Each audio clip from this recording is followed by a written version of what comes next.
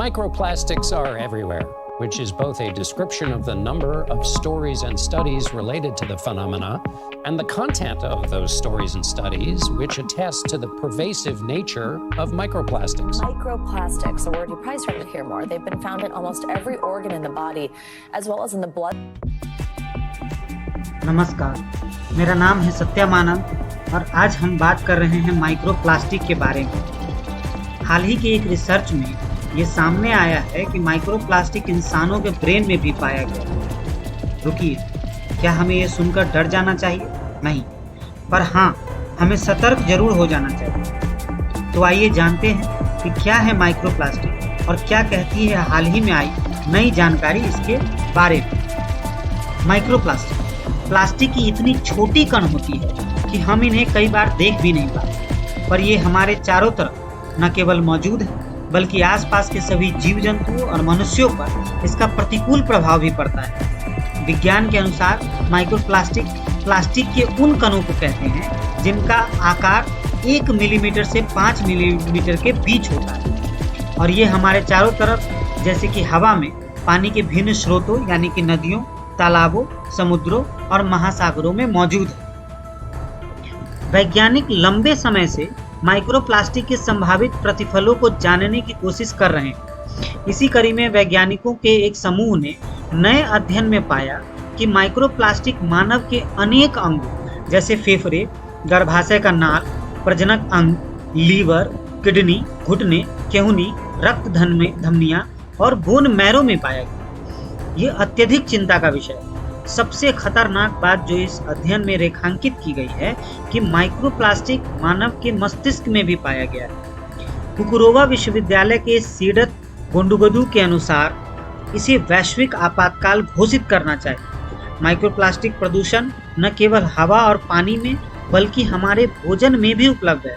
हालांकि अभी माइक्रोप्लास्टिक के दुष्प्रभाव मानव शरीर पे कितना घातक है, इसकी ठीक जानकारी अभी वैज्ञानिकों को नहीं है।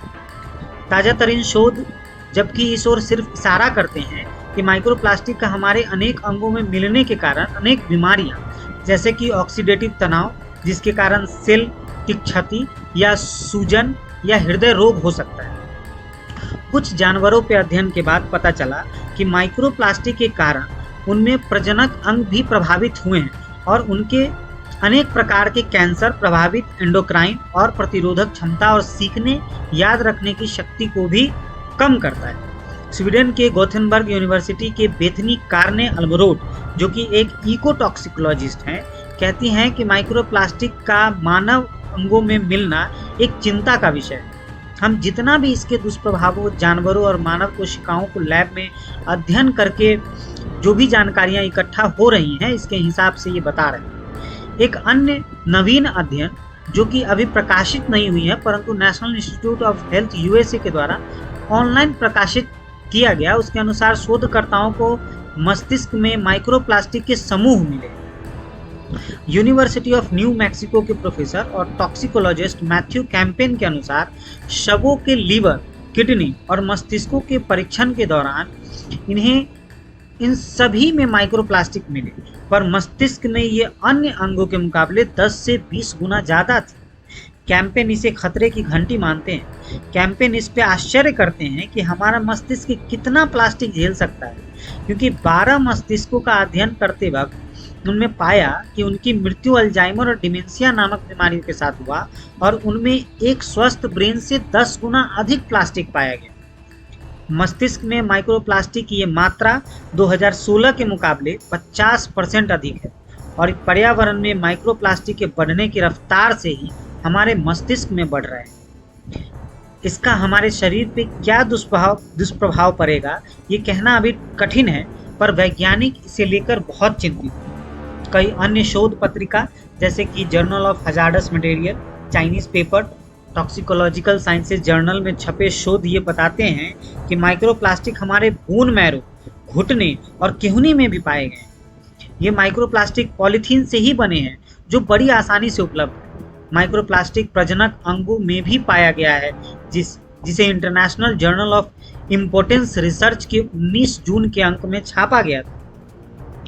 माइक्रोप्लास्टिक का हमारे संवेदनशील टिश्यूज जैसे कि हमारे प्रजनक अंगों में मिलना इसके संभावित स्वास्थ्य दुष्प्रभाव चिंताजनक हो सकते हैं। ये कहना यूनिवर्सिटी ऑफ मियामी के मेडिकल रिसर्चर और यूरोलॉजिस्ट रैमसामी का है। चाइनीज समूह को तो 40 प्रतिभागियों के सीमेन में भी माइक्रोप्लास्टिक के अंश मिले और इटली के समूह को मानव के गर्भाशय के नाल में। इन तमाम शोधों से ये समझ सकते हैं कि माइक्रोप्लास्टिक हमारे शरीर के अनेक अंगों में फैल चुके हैं और हमें इनके दुष्परिणामों का अंदाजा भी नहीं। भारत सरकार ने प्लास्टिक वेस्ट मैनेजमेंट रूल्स बनाया है। इसमें प्लास्टिक वेस्ट का उत्पादन करने वाले के ऊपर जिम्मेदारी दी गई है कि वो इसका संकलन कर उसका निपटारा भी करे। सिंगल यूज प्लास्टिक के ऊपर 1 जुलाई 2022 से बैन भी लगाया गया। इसके बावजूद माइक्रोप्लास्टिक प्रदूषण हमारे चारों तरफ बढ़ ही रहे। सेंट्रल पॉल्यूशन कंट्रोल बोर्ड की 2020-21 की वार्षिकी रिपोर्ट के अनुसार भारत में 42 लाख टन प्लास्टिक कचरे का उत्पादन हुआ। इसका 1/4 ही रिसाइकल हो पाता है और बाकी वैसे ही वातावरण को प्रदूषित करता है। पिछले 5 सालों में प्रति व्यक्ति प्लास्टिक की खपत दोगुनी हुई। प्लास्टिक वेस्ट मैनेजमेंट रूल्स के अंतर्गत एक्सटेंडेड प्रोड्यूसर्स रिस्पॉन्सिबिलिटी जैसे नियम, जिसमें उत्पादक पर यह जिम्मेदारी दी गई है कि उनके द्वारा बाजार में उत्पन्न प्लास्टिक को दोबारा उन्हीं को संकलित कर तथा निपटारा करना हो, मददगार साबित हो सकते हैं। पर हमें ठोस कचरे का निपटारा, खासकर प्लास्टिक के कचरे के निपटारे को एक उद्योग की तरह देखना हो और इसमें इंफ्रास्ट्रक्चर के विकास की व्यवस्था करनी पड़ेगी। इस सेक्टर में भी हमें उद्योग धंधे बढ़े ऐसे नियामक तथा नीतियों पर विचार करना पड़ेगा और जब तक हम इस समस्या के ठोस हल तक नहीं पहुंचते तब तक हम जानकारी और जागरूकता ही हमारा एकमात्र हथियार है। इसलिए जागरूक रहिए और सतर्क।